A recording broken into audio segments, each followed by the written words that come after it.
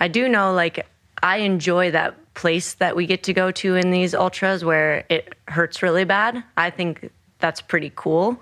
And I mean, that's got to help, like, not avoiding it, but wanting to get to it has got to be, like, factored in there somehow. Every interview you do, they ask you, how come you're so much better than everyone else, right? And you always have a very diplomatic response to that. But I don't want to let you off the hook on this. Like, as somebody who's crushed it, there's these famous stories about you winning the Moab 240 by 10 hours and all these other, races that you've destroyed everybody, men included. You seem to sort of shrug it off, but you must think at some point, like, how come this is the case? Like, when you go to sleep at night, do you ever ponder, like, what is the differentiator between you and your fellow competitors? No, I don't ponder. Oh, man. I mean, I think, like, everyone can be pushing themselves, so I can't compare, like, what it's like in someone else's body or head and then what's going on in mine. So I have no idea. But I do know, like, I enjoy that place that we get to go to in these ultras where it hurts really bad. I think that's pretty cool. And I mean, that's got to help, like, not avoiding it, but wanting to get to it has got to be, like, factored in there somehow. Yeah. Sure. Okay. Let's go a little bit deeper. Tell me a little bit more about what that is when you reach that point or that limit or that place where you feel like you can't put one foot in front of the other. Like, what is the lesson that you find for yourself in that? So I call it the pain cave, that place. And I guess, like, probably 4 or 5 years ago, I viewed the pain cave as, like, this place that you should try to put off as long as possible in a race. Like, make your pain cave be as far away from you as you can. And if you arrive to it, then you just sit in it and you try and survive the pain cave. But in the past couple of years, I mean, it's just a mindset, right? It's, like, all in our heads, this thing.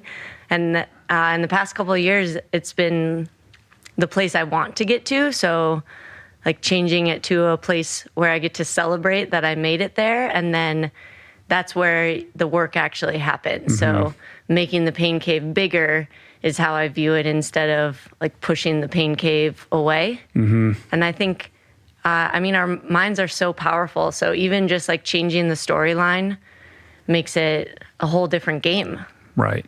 So what is the story that you, like, what is the script that you flip when you're in that headspace and it's getting really hard? Yeah, it's like, perfect. This is what we wanted. Like, now we get to actually do the hard work of making the cave bigger. And so it's like picturing a chisel and just, like, making tunnels in my pain cave in my brain. Right. You actually visualize that? Yeah. I'm super visual. Yeah. I like that. It makes it very visceral and, like, real. If you can, it's not just a mantra, and mantras are great. I'm sure you have mantras, but actually creating that three-dimensional image in your mind. Yeah. Yeah, and I mean, it's just telling myself a different story about that place where it hurts so bad. Where before it was, like, surviving it, and now it's like, this is so cool, we made it here, and now we work. Yeah. It's funny, I've been doing this podcast thing for a couple of years at this point, and I've had a lot of people on who have done hard things, and I have psychologists and psychiatrists and mindset experts, and everybody kind of comes to the table and they're like, this is how you do it, and it's like step 1, 2, 3, and, like, when your mind does this, and you're just like, well, I just, like, you just, like, it's very refreshing, because what it does is it dispels this myth that it has to be complicated or that there is a right or a wrong way. Like, you're just embracing life in all its colors and have figured out this thing that works for you. But it's welcoming to people because you're saying, like, look, I'm doing this, you can do this too. Like there's a what's the right word? Welcoming, to repeat myself, I think is what it is. Like you're creating space for other people to see greater possibility in themselves because of that relatability. Well, thank you. Yeah. That's very kind. Yeah, no, I think it's powerful. It's really powerful. In the equation of mind versus body, like how do you think about that? Like how much of it is physical prowess versus mental grit? It's both for sure. And I think in an ultra, it trades back and forth between the two. So like maybe for a while, your physical has to pull more of the weight because it can. And then if that's giving out, maybe the mental takes over for a while. So I think they tag each other out back and forth where you need them for sure. Like physically, it's hard to run this far, but mentally, you can like move your feet much farther than you think. Right. Yeah. Ultimately, I think the differentiator is in the mental game because everybody, especially at the elite level, is training really hard.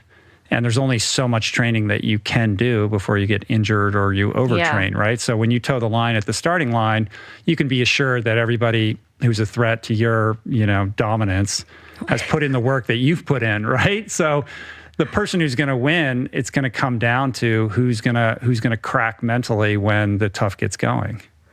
Yeah. Yeah, and like who can, problem solve efficiently or not let problems that come up ruffle their feathers too much. I think that's huge in ultras. Yeah, just being able to maintain that positive disposition. Yeah. Rather than, oh no, this is terrible. Thinking, right. Awesome. This is what it's about, right? Yeah, exactly.